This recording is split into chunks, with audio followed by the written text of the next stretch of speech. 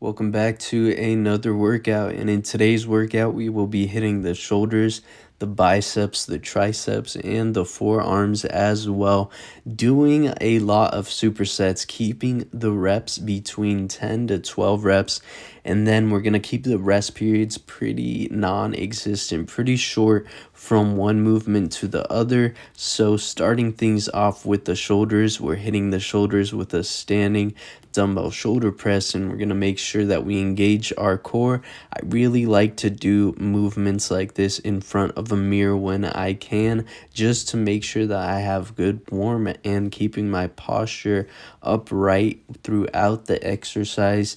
And after hitting the dumbbell shoulder press, we're going to move on to an isolation exercise for the biceps, the cable bicep curl. And this movement is going to be done right after the dumbbell shoulder press without any rest. So you're going to walk over to the cable bicep curls and then bust those 10 reps. And then once you finish doing the 10 reps of the bicep cable curls, you are going to lower the bar and the cable down to about hip width stance, and then you're going to get on your knees and do a kneeling tricep extension for the tricep. And once you hit your 10 to 12 reps of those, then you can rest for 10 to 30 seconds before starting the complete process over again with the standing dumbbell shoulder press. I find that this style of training is excellent at adding mass and getting in a really good pump. You will physically see with your eyes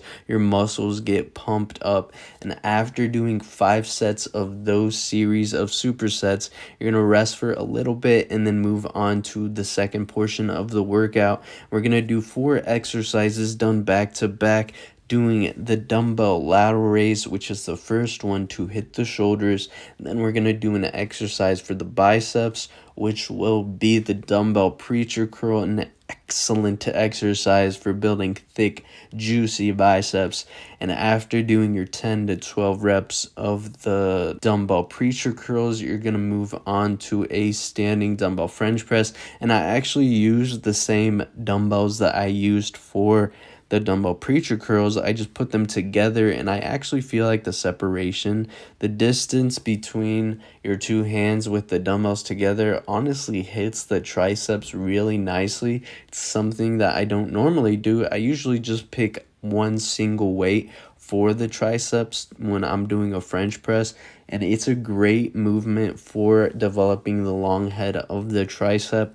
And after hitting the dumbbell French press with those two dumbbells, you're going to keep them together, keeping the tension on the triceps, and you're going to engage your core again, doing this movement in front of a mirror to maintain good form. You're going to finish off the workout by going back to the preacher bench. So I honestly just stood by the preacher bench and did all of these exercises right there. And after doing the dumbbell French press, you are going to get on the preacher bench and then hit 10 reps of reverse curls on the preacher bench. Such a great finisher for the circuit because it really hits the forearms nicely while also hitting the brachialis.